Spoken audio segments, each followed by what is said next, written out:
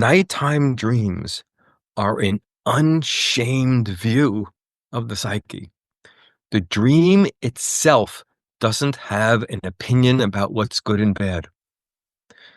You in the dream do. Yeah, That makes sense? yeah. The David dream meets ego. a bear and he goes, "That's a dangerous thing." The dream doesn't say it's dangerous. David in the the Mm, dream just says, "There's a bear, there's a tree, there's David." And it's not adding an evaluation, that it's just simply offering an image, symbolic image, an experience of something that you're experiencing in your regular life. Again, the opinions about it are the ego's opinions. Hi, I'm Ricky DeRiz. Welcome to episode 57 of the MindThatEgo Podcast, the first of a new series on dreams. I'm joined by David Bedrick, the founder of the Santa Fe Institute for Shame-Based Studies, where he trains therapists, coaches, and healers, and offers workshops for individuals. David graduated from the Process Work Institute and has been adjunct faculty for over 15 years. He studied under Arny Mindell, the founder of process-oriented psychology. Mindell was a student of Carl Jung, who integrated physics and the body into Jung's work. David also taught psychology and philosophy courses at the University of Phoenix. His latest book, The Unshaming Way, is the focus of today's conversation. Topics include common misconceptions of shame, trauma-based and cultural origins of shame, the healing power of an unshaming witness, the intelligence of bodily experience, unshamed views of madness, depression, and mental illness, expressing and learning from big emotions, the dream body as a metaphor for inner processes, and why dreams naturally provide an unshamed view. Enjoy. could you begin maybe with how you define shame, Yeah. and And then we by can the way, look at dreams, I've written, I don't know, somewhere around 90 essays for Psychology Today. They're all public and without cost. You can look, search those things. I don't know how many posts I wrote about dreams, but quite a few. Mm-hmm. Yeah. So anyway, I just wanted to So tell you it's that. relevant. Yeah, that's the thing. I finished a book, and that was where a lot of my attention was going, and it Mhm. was almost like the dream subject was around the kind of peripheral Yeah. of that. So I think we can hold it in that way. Yeah. Um, But let me go back to your, how do I define shame? I want to start by making a distinction between the conventional assumption about what shame is, because most people have an idea that we need to be disabused of if we're going to understand shame. And the idea to be disabused of is, shame is this awful, humiliating feeling. mm, You saw me lift up my shirt and my belly is big, and I'm like, oh, I want to look thin, or whatever. You saw me do something that was obnoxious, and I wish you didn't see me, and I want to hide and have you not see that. That idea is not terribly useful, because most shame is entirely unconscious and not associated with any difficult, painful feeling at all. mm, So if you look at, I was going to say Brene Brown, but I'm not. She's an amazing person on that space of shame and offering so much about it. So it's not a criticism of her, seriously. But if you look at her, for instance, and other people, they're going to say, "What's shame?" when they're going to start telling you stories. They don't define it clearly. They start telling you mm. stories, and the stories are of this humiliating, right? I had a big fart, and you walked into the room, and I'm very uptight about my body, and I'm like, "Oh my gosh," like that's a little bit of a funny one, but you get the idea. Somehow, some humiliating thing happened. So we start thinking of it, and people kind of go, "Oh yeah, I remember this happened to me, and this happened to me." Most shame operates under our radar. So if you thought, I should not take up too much space and should be a really good listener, there's some shame around your own intelligence, your own voice, right? That Mm, says, sit back, listen to David, other people, be nicer, be caring. That means your assertiveness or your boundary making or your power or your voice or your intelligence are going to be suppressed, pushed back. They're under shame's veil. And then if you have the meeting with me and you are successfully make yourself very small, you'll think I felt really great about that meeting. You're not going to be kind of going, oh my gosh, I was full of shame. You're Right. actually going to be thinking, I did a really good job. I'm exaggerating, right? I hardly said a word. I asked every question. I listened so good. I'm exaggerating. But and most shame is actually like that. And that's why those ideas about shame as being this painful feeling they take us in the wrong direction. People are adapting themselves so efficiently, unconsciously, that we don't know that parts of ourselves we were talking about in the shadow. So what is then if it's not this awful, painful feeling? By the way, there are awful and painful feelings. I would call a lot of those things humiliation if they're public. If I do something in public and I feel like people are going to look at that and think, oh my gosh, David, you're something awful. I call that humiliation. Shame is not a feeling. It creates feelings. Shame is an internalized witness. It looks at me. I have my hand up like there's a set of eyes inside of me and they're watching me. And they say, and when I do something, it says, what's wrong with you? Why did you do that? You need to do something about that. Maybe you should go get healing. You should do something different. Something is wrong with you that makes you be this way. And this viewpoint of myself, what's wrong with me, is so self-annihilating because I don't think this is me. I have reactions like this. I have feelings like this. I have thoughts like this. I do take up space. I do get upset when people say certain things to me. Instead of trusting my own experiences, I censor it all. And I think, I'm going to call it therapy, healing inside, work on myself, figure out how to manage myself. Don't look at myself as an intelligent system that was doing something that was meaningful in my life. So shame operates like that. Yeah. And a lot of times if people successfully manage themselves, they feel better. Not worse. That Even is though yeah. they're on the side of shame. They're saying shame should work really well. Then I'll really be the kind of person I'm supposed to be. That is so powerful because that's such a radical shift in a conventional understanding. And it makes so much sense because I know you talk a lot about the inner critic and the absence of a compassionate witness in past experiences that lead to those shameful voices. That's right. Could you maybe say more about that? I want to say one more thing. Yeah, I want to say one more thing. This is something this is something I want to like stand on the steps of a soapbox. Sometimes you get like that.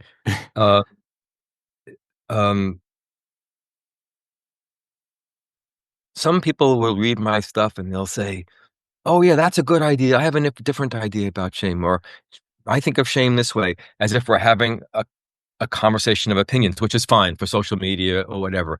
But if we're being scientific, which is not the average conversation, I don't need to convince somebody of my view on social media, although sometimes I want to, but that's not the point.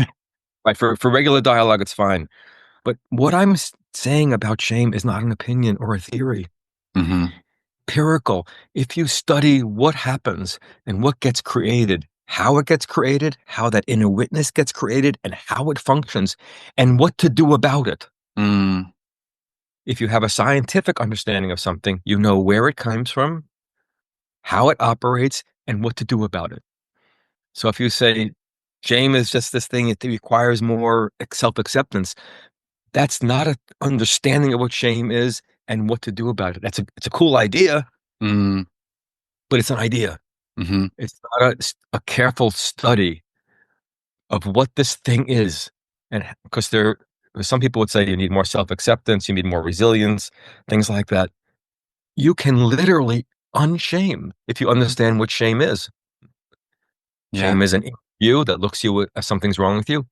You can create another view that looks at what's quote unquote right. I call that the deeper intelligence. And then it does the opposite of what shame does. And it's a healing function. I really like that as well. That, the definition of scientific, like when I think of meditation traditions, for want of a better phrasing, but practices such as Buddhism, of Vipassana technique, this very much a scientific approach of, you do this in meditation, there are verifiable results from that practice. Right. Here are the issues that might come up. I'm sorry. I'm talking about my New York morning energy is around. I'm sorry. I'm in. You have to say, wait a second, David, I'm not finished. And then feel can free. Be my New York style. If you're interrupting with inspiration, I actually don't mind that. It's fine, because I'll then just interrupt you back if I feel like. Oh, good. That would be good. Yeah. If Vipassana, when you say Vipassana, if it means the focus and awareness on, I'm going to call it sensory body experience as one of the things. That is an unshaming witness. I'm not saying that's why they're doing it. That's just what it is. That means you're not looking at it saying, what's wrong with me? Why am I feeling this? How do I get rid of that? You're just trying to put awareness, say, oh, that's this experience. Let the experience do its thing. If I can handle it, I can be open to it. It will, I call that unfold. It'll start flowering into itself and then become the next thing. Exactly. Yeah. That really stood out for me as well in your book, the parallels with that, exactly. The Vipassana technique of equanimity is allowing that flowering. Yeah. But there are a real, I know you work with the soma a lot, but when you look at shame, because it's in the body very much. And the idea of encouraging and what I've just been, full disclosure, I don't remember the last time I cried multiple times reading a book. Oh my gosh. And I'll tear up again reflecting now, and there's great power in it. Bringing light to these mechanisms is one. You mention the phrase, I know it can be a bit loaded, but the phrase in shamanic, away from any kind of cultural connotations around that, as an adjective of the process. Yes. The stories that you share of your work with clients, in unpacking that into something, I've used the phrase enchanted or enchantment quite a bit. And it feels to me that even those dark crevices of shame have an aspect of enchantment in how you work with it. And you bring through what you would describe as medicine in that. Could you maybe say more about that process? Like if you're working with a client when they might be really struggling with a bodily symptom or an aspect of shame, how do you encourage that flowering? Yeah, it's beautiful to ask. Shame has an idea about us. So let's say I'm depressed. I call myself depressed. I'm saying I call myself because what is this thing? Depression. There's questions about that and different definitions, and strictly manual-driven clinical ideas. Those are important. They can save people's lives, actually, to know those things. So I'm not thinking those are bad. But let's say a person says, I'm depressed. Then I would say, in the unshaming approach, I would say, what's it like for you to be depressed? Some people have been asked a tiny bit of that. Do you get this? Do you tired of the time? Do you lay in bed? Do you potentially have suicidal thoughts? Maybe we've been asked certain questions. And then we ask those questions, we kind of go, okay, I've diagnosed you. Many people don't have any self-knowledge of what that means. They might just they have an experience and then they labeled it. So the unshaming process begins with, what is this thing you're labeling? Some people would say, I feel like a heavy weight on me. So I'm like, I try to get up, but it's like 10 tons pushing me down. Some people would say, I have no energy and I'm not trying to get up. I can't. That's different from feeling pushed down. I'm just don't have energy in me. Nothing's holding me down. I just couldn't get up anyway to have no energy. Say those are, and many other experiences. Or I've been knocked out. Let me give a third. I've been knocked down so many times, it's hard to get up. Now listen to those three experiences. I've been knocked down so many times. That person's saying they've been hit. I'm not saying physically, maybe, right? They've been hit. Maybe even inside them, and a critic that's hitting them all the time. If a person said, I've been knocked down so many times, I'm thinking, tell me the stories of being knocked down or the inner experiences of something knocking you down. I want to help you deal with being knocked down. That means how to lay down and heal or get back up and feel strong enough to stand up for yourself when something tries to knock you down. That's very different from somebody saying, I have no energy. I'm not trying to help that person fight back against somebody who hit them. And say, what's it like to have no energy? That's a whole different experience. Or a person says, I have a big weight on me. Then I'm like, what's those weights? I'm so responsible. I'm a more or less privileged white male, and I think I should be supporting my wife and working all the time. I have a part of me that's like that. So I'm trying to lift up this huge weight of making this life go time. So that weight is heavy for me, and I'm almost 70. So that weight's getting heavy on me. Those are very different experiences, and they have very different intelligences in them. Okay, let's take one of those. Let's say the person says, I just have no energy. Then I would say, go ahead and feel what it's like to have no energy. It's no good because I need to do things. I know you need to do things, but what's it? We're going to get to that. That's a criticism. You need to do things, right? Okay, good point. But what's it like to be no energy? So, and that's a big distinction because many people just give you their self-criticisms and they think that they describe their experience, but we don't know what it's like the person to have no energy. Are they laying down flat? Are they floating on a river? Are they wanting to be asleep? Whatever. Yeah. So we say, go ahead and have no energy. And I can feel what would happen for me already. My shoulders would drop.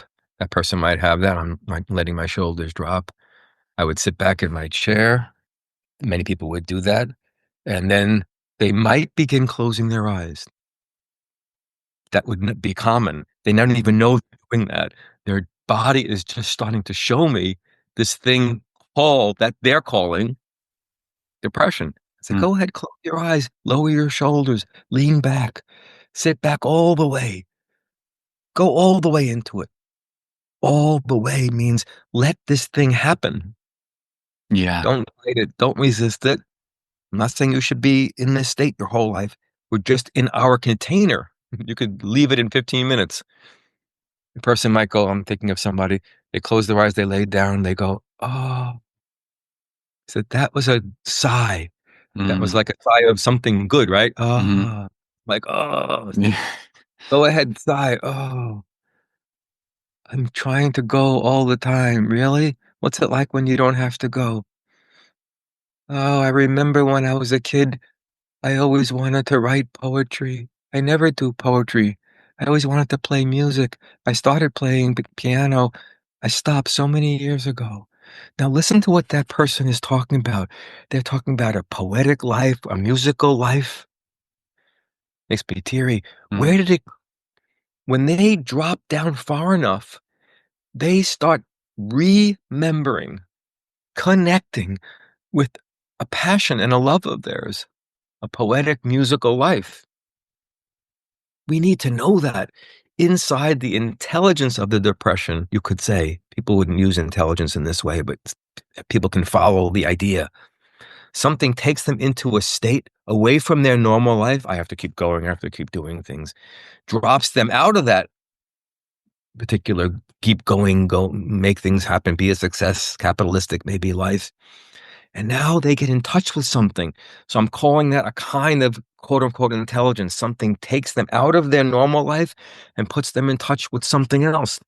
And if they got back up, if we wanted to anti-depress them, undepress them, then we do that by helping them get back up, connected to their musical and poetic life, not get back up to only do their get-going function. If we ignore that intelligence and we quote unquote anti-depress them, then they're going to go back to a life that's not exactly the love that lives in them, the path that lives in them. Good, I'm good. I'm anti-depressed. Okay, good. I can get back to the jobs which I hate, and go to the boss putting me down all the time, and the expectation of a relationship which are not exactly me. So in a sense, it could get us to function. That's good. Less criticism if I'm functioning like a normal, whatever normal means, an acceptable human being. I'm functioning like an acceptable human being. but I'm less close to the authentic path, how I really relate, the gifts that I really have. I'm out of touch with those. Yeah. Beautifully Uh, said. And yeah. that was one of the parts of your book that resonated the most. Yeah. The process around depression. You know, I've questioned this a lot. I'm really meditated on this feeling of lacking energy Yeah. and the feeling of being energized. Yes. And depression really highlights energy as life force. Like it really does, because when you Beautiful. have that experience of, okay, I'm eating well, I'm sleeping as best as I can, like physically things are good, but I'm low energy. Yes. That's such a different experience of like, actually, you don't have access to that life force. And something that in reading that for me was really powerful was exactly as you describe it. What I would label as depression when I experience it is that gravitational pull. Huh. And there's a movement, and I hear it in how you describe this. It's like the body itself, but also the metaphor. You could call it the subtle body, but I've had various almost symbols of movements that I've not followed through. I actually said this to my partner recently. At some point, I want to go into the forest and just fall on my knees as long as I don't injure myself, because I've had that feeling at times of wanting to just fall. Wow. And I can feel that feeling, and Oh.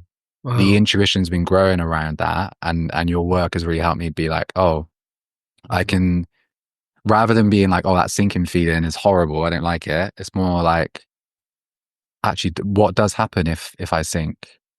Yeah. What moves through, and the Wow. yeah, the Wow. part of being connected to the earth really resonated with me, sinking into Got the you. earth. Yeah. Okay, I'm getting that.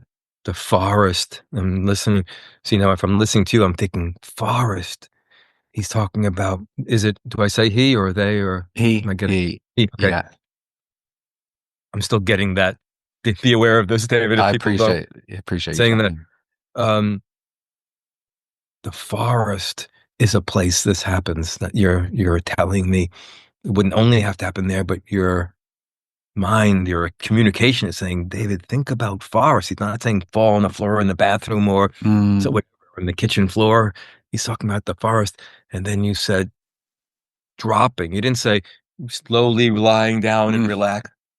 Does that make sense? Those are mm, different descriptions to me. Those are important. I'm not just like, I think I just need to relax. This is not about relaxing. Well, you would have described it differently. I would just slowly melt until I can be just so calm. But you're not saying that. And you're saying there's a place. If you want to be calm, you could do that in a chair, in your bed, on the couch. But mm, you're not describing it that. You're describing in the forest. That's a connection with something. You're saying that's the earth. And then dropping to the knees. That's a powerful framing. And mm. then when you said that, your body even, I could see your body would do it if it could. Yeah. It wouldn't Yeah, hurt there's like a itself. version. Yeah. Like I could see your body kind of want to like, it starts to even move into Yeah. that dropping to your knees. And what would happen in your mind's eye if you see yourself in the forest? Because you won't have to do it all physically at the moment. And there, shoom, you drop to your knees. And what do you see? You see this man drop to his knees in the forest. Look at his knees.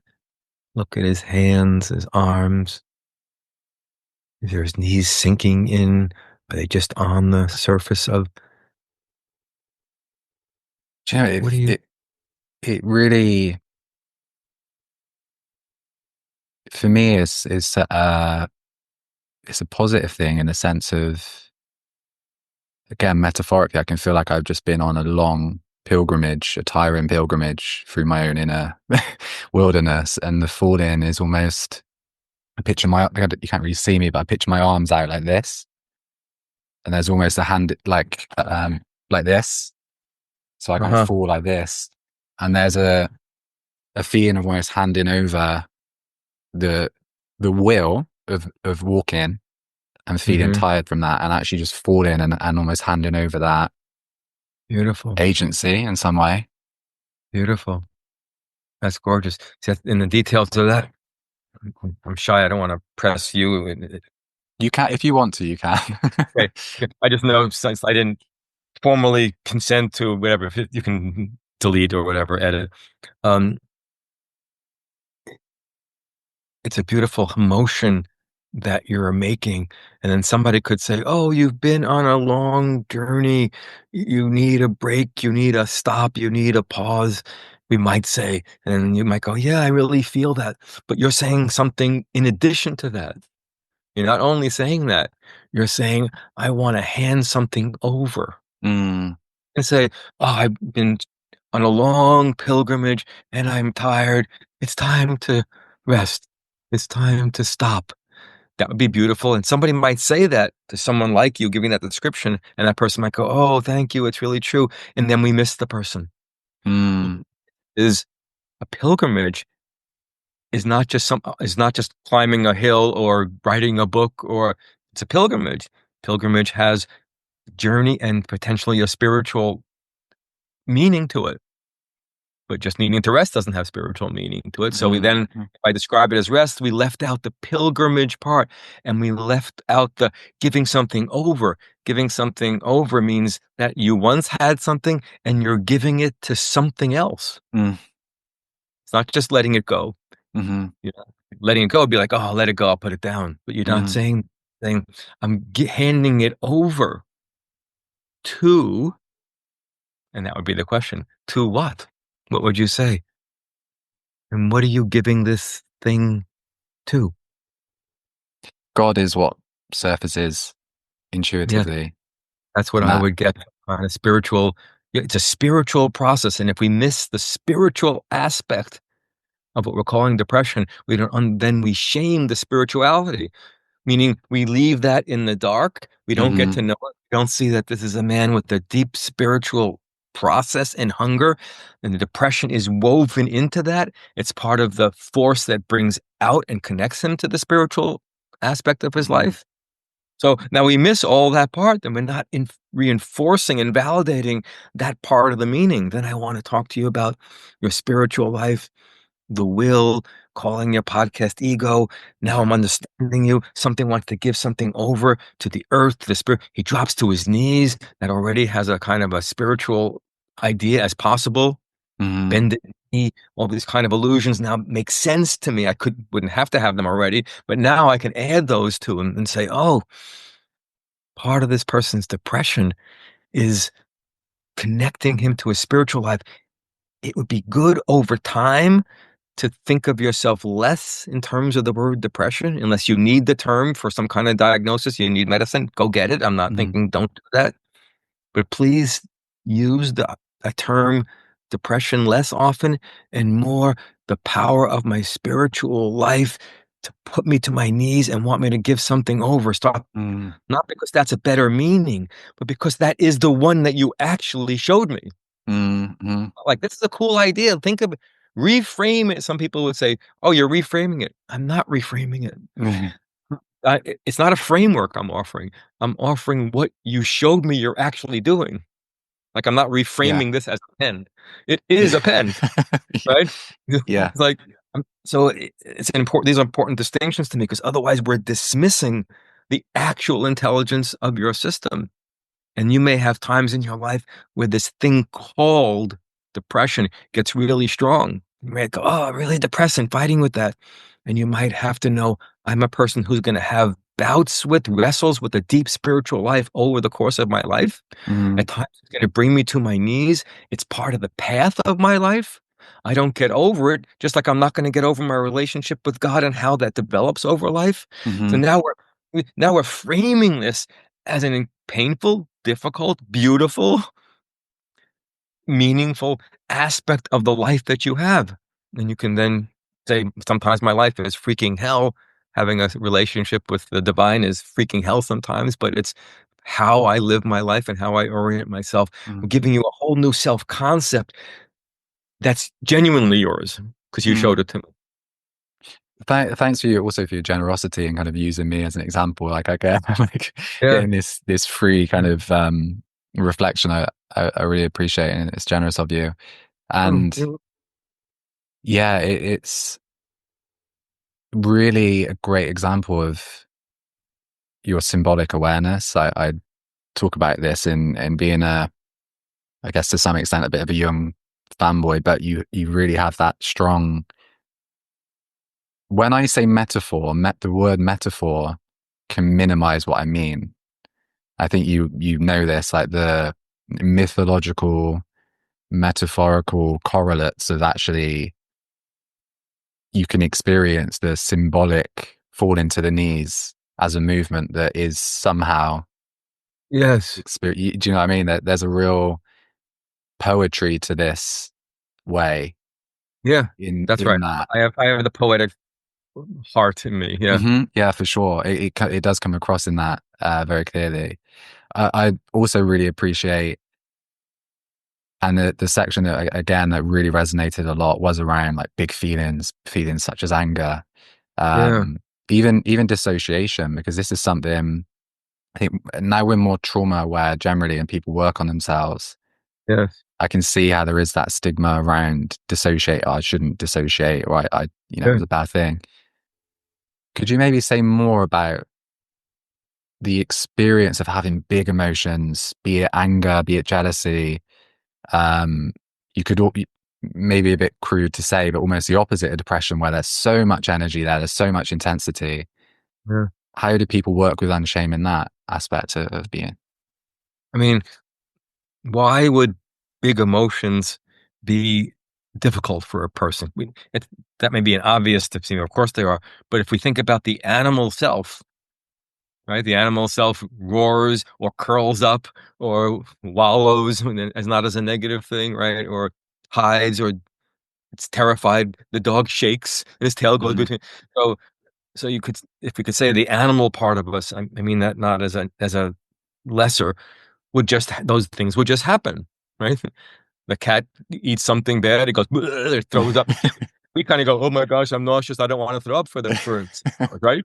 And then the Yeah. cat goes and eats dinner, right? It Yeah. eats its food. So the animal part has a naturalness towards the experiences, bodily experiences, that we may call feelings. So there's two main reasons why big feelings are difficult. One, there's some kind of earlier trauma, a traumatic event that usually means an abusive event, a violent event, and expressing those feelings is forbidden or dangerous. If you're a child and then I smash you down and I say, don't you ever talk back to me, but Mm-hmm. you're like, but you want to yell at me, you might learn, I better not yell because I don't want to get smashed down. You might. Mm-hmm. So punishment, threat and punishment has happened around your saying, I hate you, or whatever it's going to be, or I'm in pain, or screaming in pain. So all that gets squished in there, becomes part of that particular event. Um, or you live in a culture like most of us do that says this is the limits of what you can feel and express. You can't go around and say fuck or curse or scream about certain things. You can't be too happy. I'm so happy. I'm so proud of myself. Let me tell you this great thing I did yesterday. A child could do that, man. You can't do certain things, right? Yeah. Right. So you get. I can't be too excited. Mm-hmm. Relax, calm down. So it's either going to be connected to a earlier violence, traumatic event. It's threatening to have a big feeling, or you live in a culture that could be a family culture, a community culture, a religious culture, a national culture that says these are the limits. So then those feelings get suppressed. They get pushed inside. They don't go away. We just push them inside and then they get locked in. Mm-hmm. And what holds them? What's the lock on the door? The lock on the door is shame. Shame says, when that comes up, that feeling, you want to kind of go, "Ah, don't ever talk to me. You want to scream at me or tell me how excited you are. Something says, oh, how could you be that way? What's wrong with you? Why did you do that? Why did you do that again? You really should work on that. You should figure out why you're like that so you don't act that way. That's how shame looks at it. It looks at it as a pathology. There's something wrong with you that should be corrected and fixed so that you can look relatively functional and acceptable and things like that. So what do you do to unshame that? You find a relatively safe space. Safe means it's okay to explore those experiences. Mm-hmm. That's what I mean by not safe meaning I'm not going to hurt you. Hopefully that has that too. But safe meaning if you want to kind of scream about, I can't believe you hit me again. I wanted to finally tell you I hate your guts. I have a place where you can do that and no one's going to say, why are you feeling that way? Oh my gosh, that's a lot. A safe place means you get to be that way. So then we want to help. Then I'd want to help you, whoever this is, get in touch with whatever that feeling is. In this case, it's an angry protest about being mistreated. Mm-hmm. Help a person get in touch with that. Getting in touch with that is almost always going to be in the body. The anger is stored in my belly. It's always tight and hurting. It's in my shoulders because I walk around with pain in my shoulders because I'm cramped all the time, or I get sore throats, or somehow the body is going to have the remnants, the somatic intelligence built into the body. And then if I help a person get in touch with that and express, go ahead, it's in your throat. Yeah. Can you make the sound of that protest? Can you hear I'm held back still? Mm-hmm.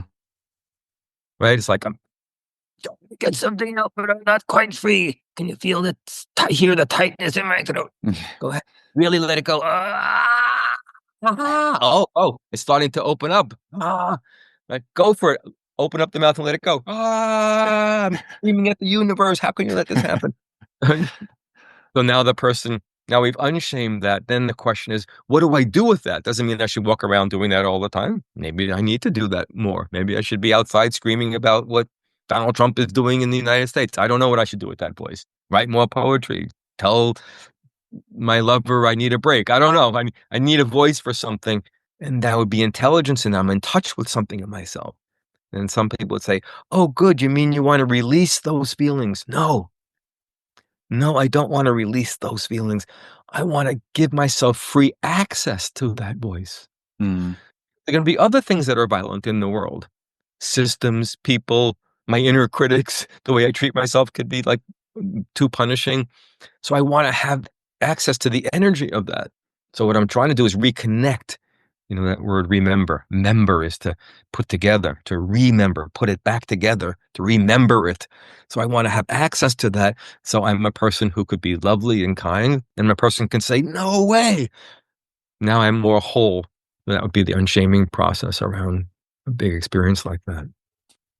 Yeah. There's also, I noticed and I think you've touched upon it, but the nuance of, as you describe it, to really connect to the intelligence of the feeling, not just looking for catharsis, which can be one approach, or meditate the feeling away, but actually to go to the intelligence of it rather than just try and getting rid of it. Would you say also there's shame behind that? Yes, trying to get rid of anger, or it still has the view of this thing called anger is something wrong with you, like an infection. And if we give an antibiotic or we give you a psychological healing session, scream and yell and pound, and now the infection is gone, meaning anger is like an infection. It's a pathology. We're treating it so it goes away. Now I'm not angry. Hey, I'm really happy again. I'm okay. Isn't that nice? I'm smiling and happy. I like being smiling and happy. I also like having access, a direct pipeline to my fury. Because I even need that just to say, David, you don't have to respond to one more comment. You need fury just to turn your computer off and not respond to people? Sometimes, because I work too freaking hard. And I need a little bit of, it's not towards the person. It's just like, wait, this is enough. I got to take a break. I can't.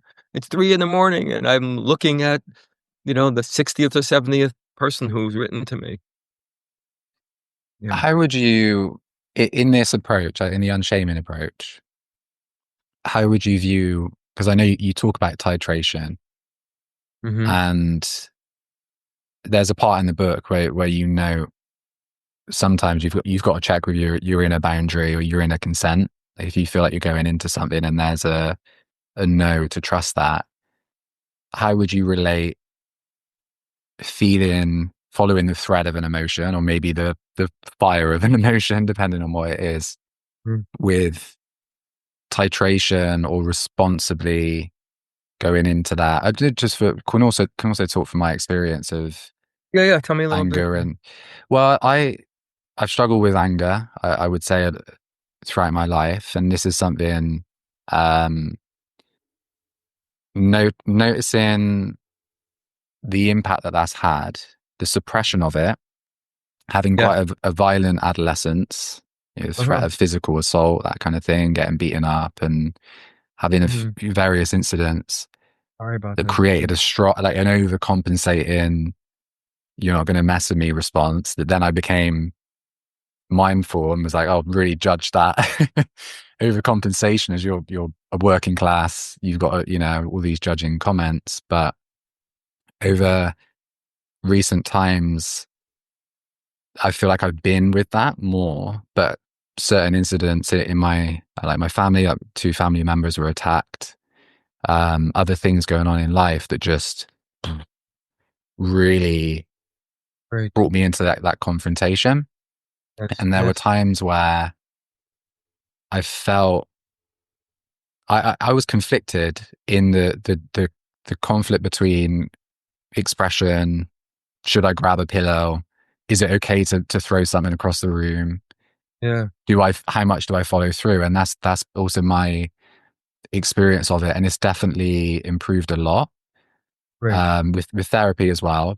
But also, I think it is a process of taking the shame away, and also I had spells where I've made noise. And then the first few times that happened, I really did judge myself for it. And there was shame there of how messed up are you? Like, how, like, people don't do this. Like what it was hard witnessing myself in it. So that's where I'm coming from with my experience of that, and thinking of people who, like, rage is such a difficult emotion to be with. Where do you direct that? Like, how would you guide someone in the intensity of that in terms of being responsible, I guess, with it? It's a great question. First, find the space where you can explore it. If it's with a person, then you need a person who's not shaming / frightened of the experience. Doesn't mean they trying to, if you're doing something that was scary, genuinely scary to me, like if you're like swinging wildly, doesn't mean I can't say, well, we have to figure out something else. I'm not saying, can I just pound in your chest? No. Okay. Cause I don't want to get hurt. So it's not, so I mean a person. And if it's not a person, then you need another kind of witness. Go out into the forest and, quote unquote, ask the forest, ask God, ask the trees, ask an ancestor, someplace where you can say out loud, or the idea is, can I go someplace where I can get to know this, where nothing is going to say this is not an okay thing to be. If you're going to want to smash things, find a way to do that without damaging things that hurt your precious things or cost you money that you don't want to spend, or whatever that is. So you don't have to do those things. So you need to have some space, at least where you can begin going into that.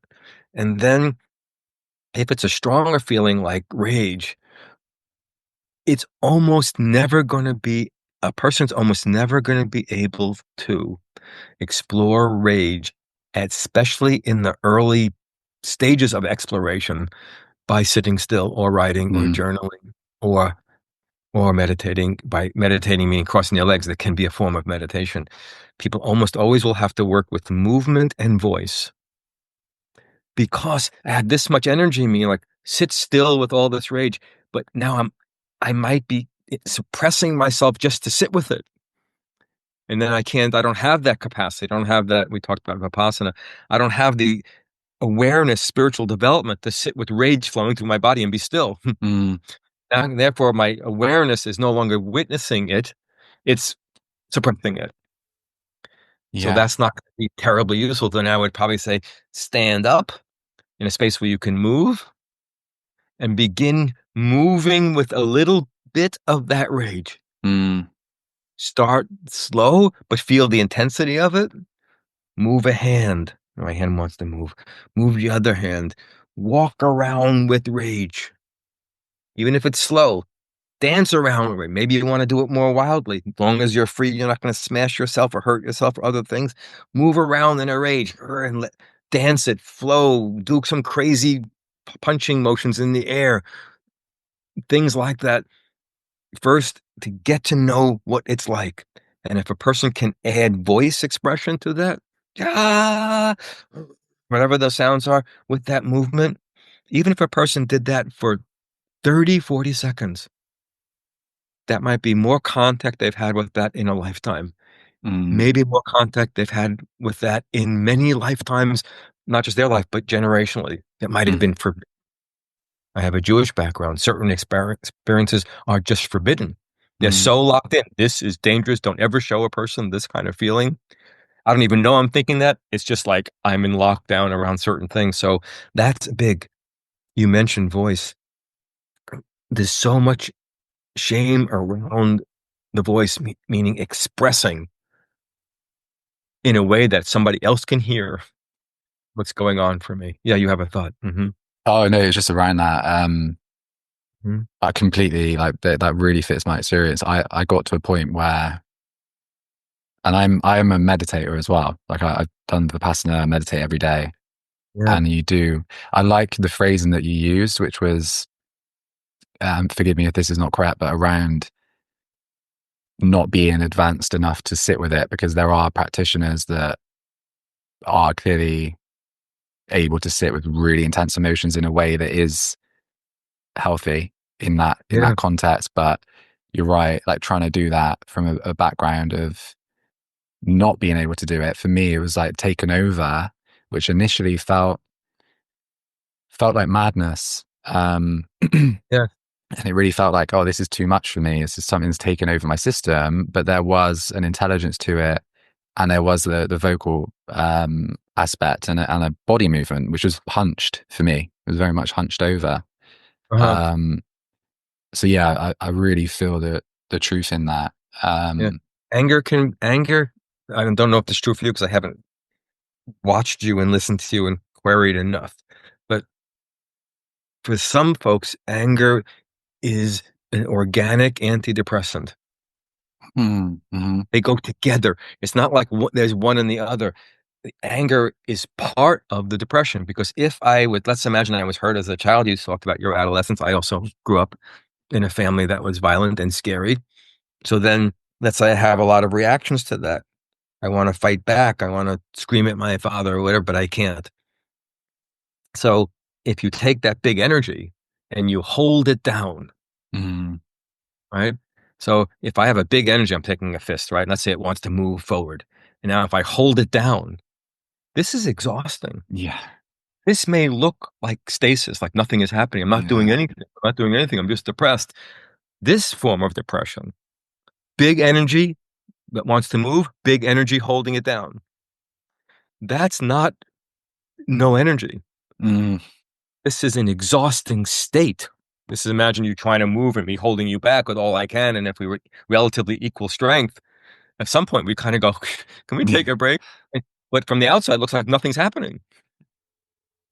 But nothing. But there is something definitely happening. Big energy and big energy being held down. So if that lid was off, then there'd be that big energy would flow. So that kind of depression happens because there's a big energy held down. So in that way, if the energy is freed, now that exhaustion of being in an immovable conflict goes away.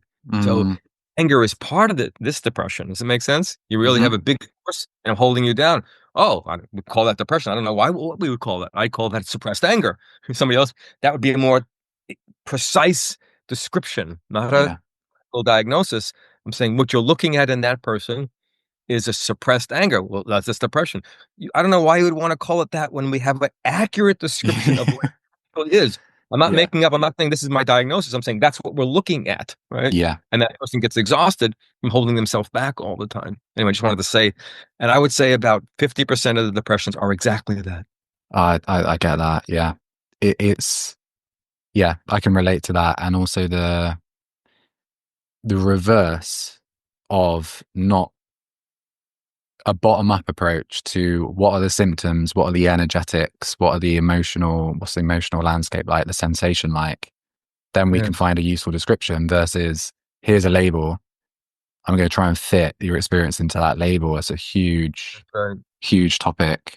Huge thing, because once the label enters, and again, I have to just say it to people, certain labels can be incredibly helpful and life-saving for certain people. Label depression can get a person diagnosed and on medication, and they might not take their lives. That's not a small impact. And other kinds of things. Some people, I don't want to go into all the neurodiversity issues, but certain labels are very helpful. Oh, I understand myself. Oh, this is what's going on. Oh, there are other people who are like that. I can make solidarity out. So many labels have incredibly positive functions. And once the label comes in, investigation of the actual experience goes away. I know what it is. I am depressed.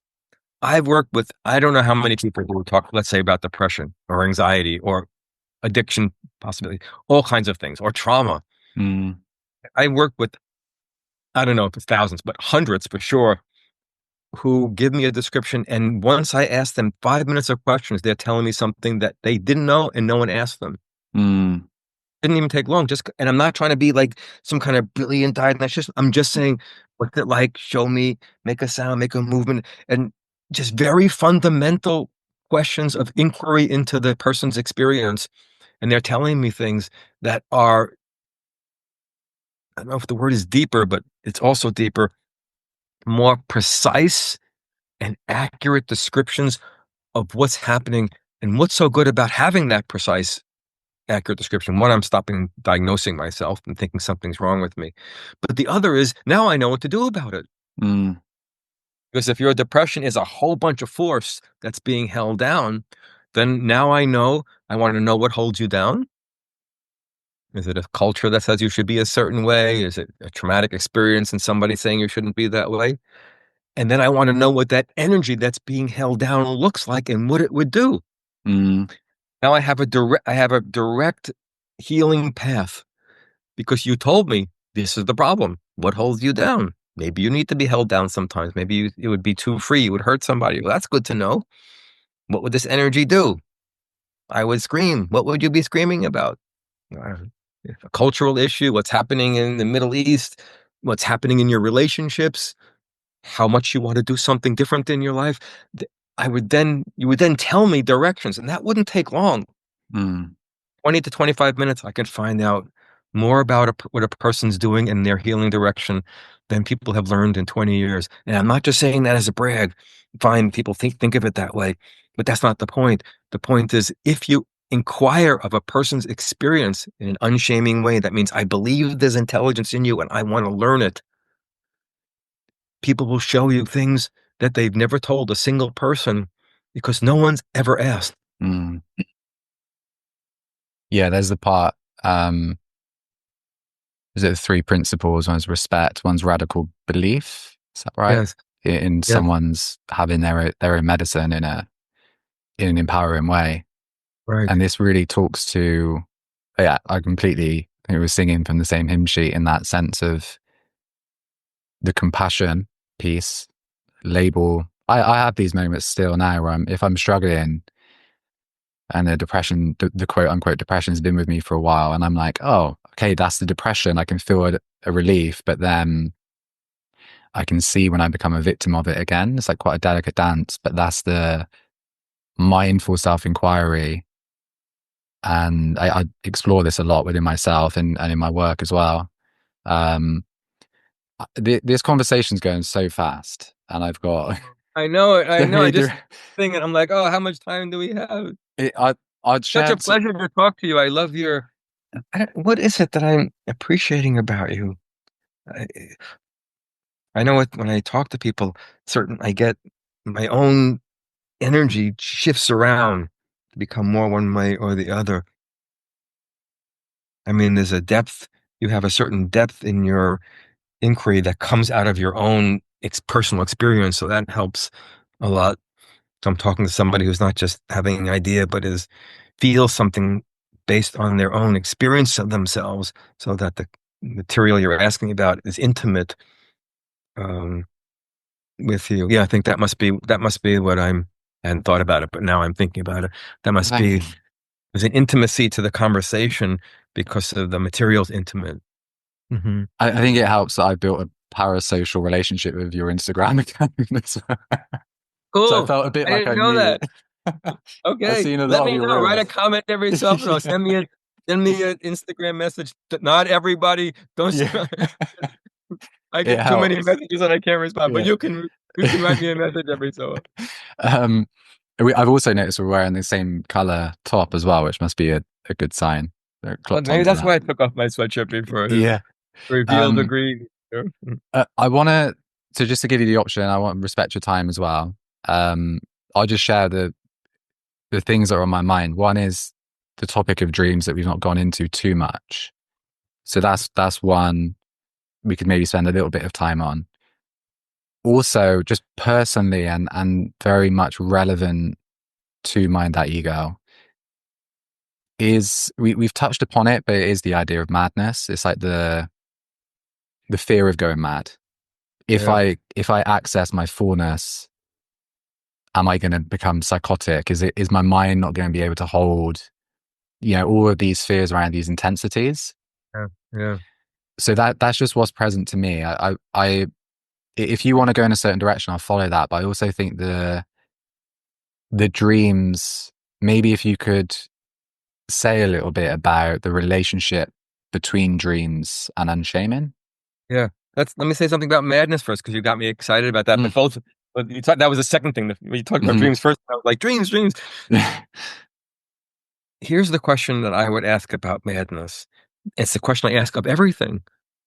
What is it look like, feel like to go mad? That's different than defining madness. Defining madness is a intellectual, psychological inquiry, which is interesting. Mm. Where does madness come from? That's interesting. But what is it actually? Then we have to ask a person, if you went mad, what would that look like? Now, I can tell you, it's not going to be the same. Some people would say, I'd be like catatonic. And I'd be like shaking on the floor, and I would not be hearing more. Some people, they'd be screaming and yelling. Some people would say I'd be walking around like I couldn't, not hearing, and it'd be in a buzz. So people are going to describe different things. And what they're describing is important for them. So I just want to say that again, otherwise we have a word that covers over many different kinds of experiences. What is madness? Why would somebody use the word madness? Because the experiences they have inside are so far away from what can be held or is acceptable or is tolerable. It's so different. Mm. So if the line between what I'm really, let's say, go back to something like anger, it wouldn't have to be that. If anger is a little bit unacceptable, I'm like, "Ee, boy, I really shouldn't tell you, like, I'm really pissed at you." I'm not going to go mad because of that, because it's like the line is not that far to go over. Mm-hmm. Or it's a little bit. Oh, whoa, I really shouldn't have said that. That was a little bit too strong. But let's say that line is tight, David. You cannot. It's a tough block, cement wall. You cannot go there. You must not go there. It's forbidden to go there. Then for my system to have connection with that experience, I have to lose it totally. I have to break through the wall. I can't just have a little bit of it. I have to either be on one side of it, that means contained, which means shame is operating in its most powerful form, suppressive form, or I have to break through. How do I break through? Substances can help people do that. I'm not saying people should use substances, but I could do so, right? If I wanted to explore catatonia and I didn't know, I wasn't thinking that way, you can do heroin. I'm not telling people to go do heroin. I'm saying, because I say, what's it like when you do heroin? I work with heroin addicts, and they're like, people addicted to heroin. I should say it that way. That's a cleaner way.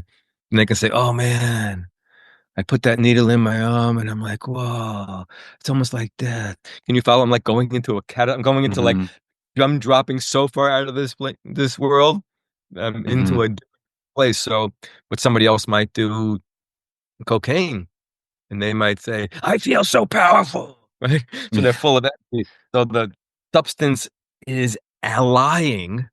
an ally and allying with the shame state. Not thinking a person should do it that way. It can be very dangerous. You can die from putting a needle in your arm and overdosing. Don't do it that way, everybody.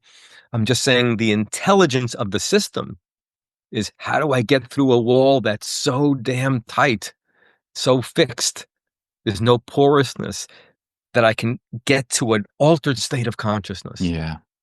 Altered state could be smiling for that person because I'm so happy to be a certain way, or relaxing. So madness means that there's a wall that has to be broken through. And then I'm in a state that's outside of what you would call the ego, the functioning, the limits of the person. I got to say one more thing about madness. Emily Dickinson. Emily Dickinson. She has a poem, and I won't remember the whole thing, but I remember the opening line. And the opening line is, much madness is the divinest sense, is a divine intelligence to a discerning eye. Does that make sense? I love that. It's a divine intelligence if you have a discern, if you can look at it. Much madness is a divine expression if you know what you're looking at. Anyway, I just wanted to offer her poetic genius there. Yeah. That is such a brilliant description, because this is also an overlap I've explored. I gave a talk at a conference called Too Mad to Be True in October. Oh, wow. It's brilliant. I can send you a reference to it. It's brilliant. It's a mixture of psychiatrists and philosophers, and it's exploring madness in an unshaming way. I can send you the website, and that was looking at, it was on paradoxes was the topic, and my talk was divine madness and the trans rationality and the paradox of divine madness. So looking at, okay, within that, where's the divine, and also in the exalted spiritual state, where is the seed of what we might call madness, as in something you want to try and work on to refine. There's so much, and I also, and this is more of an observation, not something necessary to go into, but I've had a lot of serious bouts of like psychosis, but also paranoia, and this is a subject I've gone into a lot, and it really strikes me that the paranoid experience, and for me, like, paranoid psychosis is where that isn't just a paranoid thought based as a subject, like I'm aware that I've got a paranoid thought, but the paranoia becomes your environment, it becomes your atmosphere, and there's confusion around what in my perception is real and what is my paranoia. But the thing that strikes me is that when you described earlier the shaming critic or the shaming witness, it's almost like the externalizing projection of that shaming witness on a huge scale. This is something I'm writing about at the moment, related to an expanse of consciousness and like the inflation of the ego.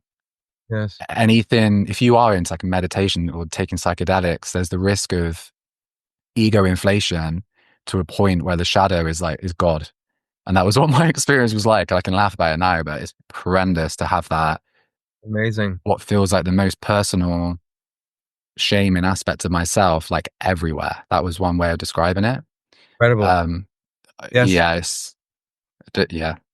Amazing. I was once walking on a trail some years ago in the woods, and a guy jumped out of the woods part onto the trail, and he said, "Did you see them? Did you see them? Did you see them?" Right? And he wasn't in conventional mind. Right? I don't know who this guy is. And I said, "No, let's go look."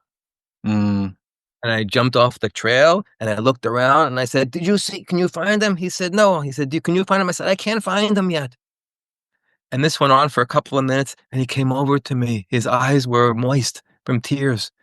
I said, what's happening? He said, no one ever believes me. Yeah. It makes me moist thinking about that. I mean, I'm inspired now. I teach. Can I say one more thing about that? Yeah, go for it. Yeah, I teach facilitators, how to do unshaming methods.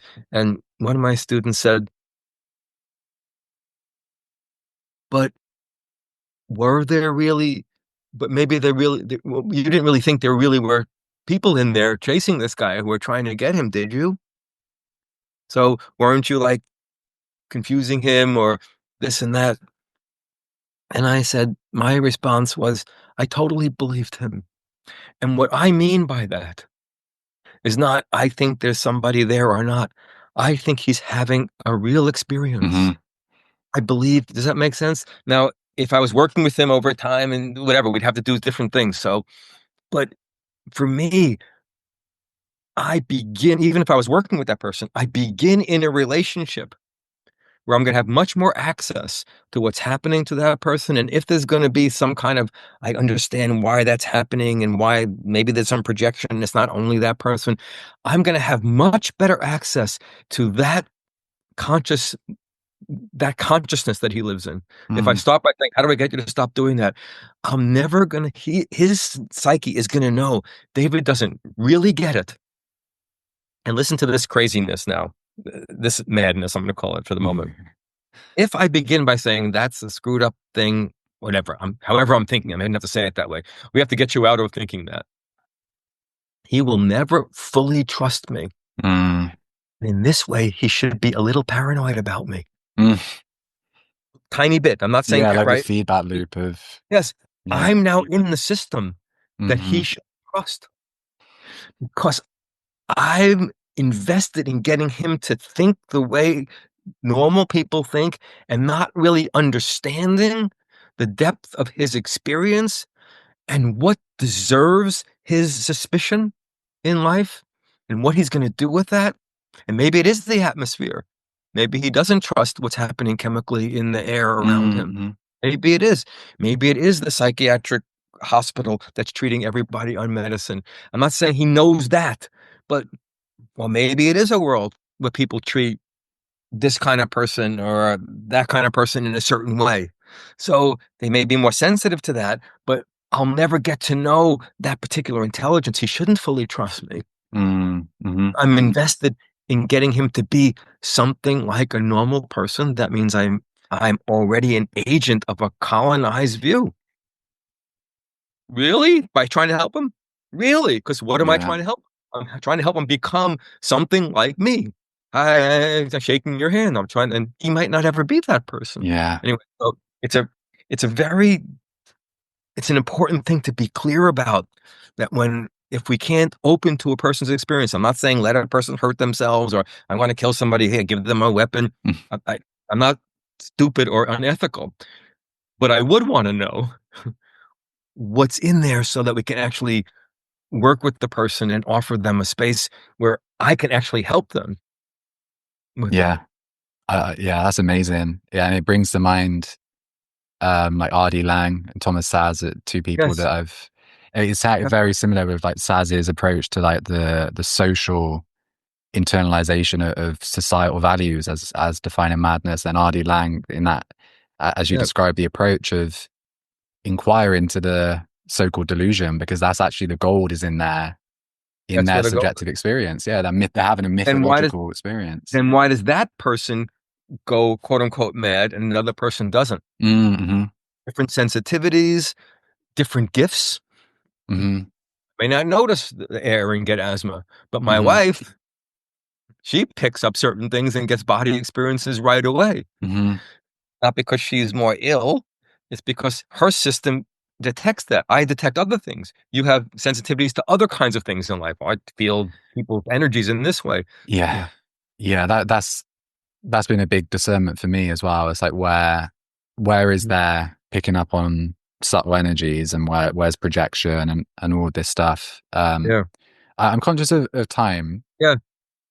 I could keep talking to you forever, but we say one thing about dreams. One thing about dreams, just because I've told myself this is a dream series, and then we can add that. Nighttime dreams, if we're talking about that, some incredible birds are up above. I'm not sure what they were. They're birds of prey that are circling for them. It must be a dead thing or something, because they're circling for them. I don't know if they're hawks. They might be vultures. I'm not sure. Anyway, they're just right above my window. nighttime dreams are an unshamed view of the psyche. The dream itself doesn't have an opinion about what's good and bad. You in the dream do. Yeah. That makes sense? Yeah. The David dream meets a bear and he goes, "That's a dangerous thing." The dream doesn't say it's dangerous. David in the dream. The dream just says, there's a bear, there's a tree, there's David. And it's not adding an evaluation, that it's just simply offering an image, symbolic image, an experience of something that you're experiencing in your regular life. Again, the opinions about it are the ego's opinions.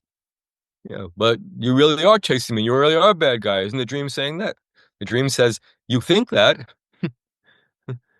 That's okay. Maybe you should be frightened. We don't know. And then the dream says, there's another thing. What's a bear?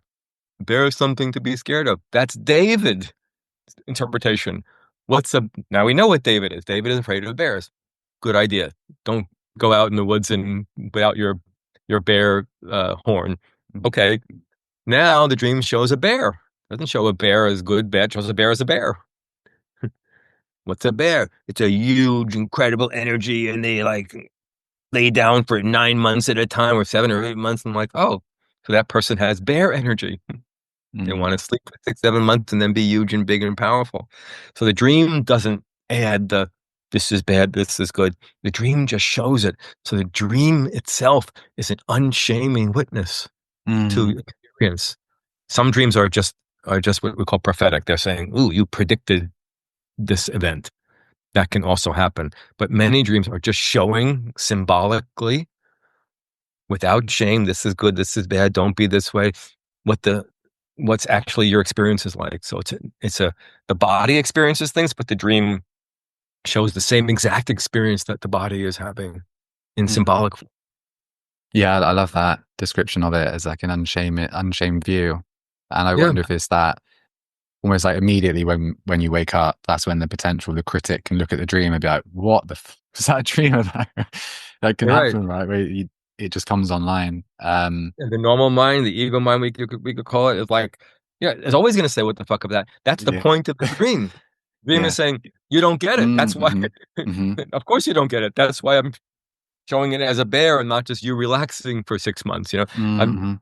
The dream is amplifying symbolically, and in other ways, and feelings and things, amplifying symbolically the experiences you're having inside. And of course, your ego mind can't get along with that. The ego mind is one part of the dream. Yeah. Yeah. So with its own conscious perspective on things. Same conscious perspective. Yeah. I'm like, that's so scary. That's so scary. And then you find out what's scary is for me to be vulnerable. Wasn't a monster. I'm just so frightened of being vulnerable. Why would it show it as a monster then? Because you're afraid of your tender feelings. Here's to you as it's monstrous for you. So the dream itself is just offering those images. Dreams are amazing. We talk about dreams in connection with body. That would take longer. Yeah. But that's a really important understanding. Real quick mention Arny Mindell's Dreambody. Yeah, seems like a link, and I know you've worked with him. You've been hugely inspired by his work and a process-oriented therapy. Is that right? Yeah. He started calling it Dreambody. Oh, yeah, actually called it Dreambody. Okay. Called it that for I don't know how many years, like 15, or I'm making that up. I don't remember it, but a lot. And then he changed it to process-oriented psychology, and then it became process work. It was all the same, but Dreambody was the essential intelligence that all his work grew out of. And he said the body dreams, meaning I have a dream of the bear, and my body dreams of being big and sleeping for 6 months. So they're mirroring each other. David, thank you so much. So welcome. Here's the book, just for proof that I've read it, which hopefully is evident. But I really value the gift that you're offering the world. I think it's so important, and I touched on this earlier, but it's not only the knowledge and the embodiment of that knowledge and understanding and the curiosity that you bring to people in what people will perceive as their darkest moments, and bringing that curiosity and light. For me personally, it's the way that you do that has really resonated with me. And I just see you as such a gift. And I see the work that you're doing as so important for individuals, but collectively as well, for lifting the veil and unshaming. And as you put in the book, seeing the world with unshaming eyes. So I just want to really express my gratitude, not only for the work that you're doing, but for taking the time generously to talk with me today for this episode. Oh, it's a blessing. I'm so glad we met. Thank you for listening to this episode of the Mind That Ego podcast. To stay up to date, you can join the Mind That Ego mailing list if you head to mindthatego.com/MFM. You'll also get a copy of my book, Mindsets for Mindfulness, when you join. You can also follow Mind That Ego on Facebook and YouTube, where the podcasts are also displayed in video format along with other inspired videos that I create. Or if Instagram is more your social media of choice, you can follow me at Ricky_Deriz. That's DERISZ.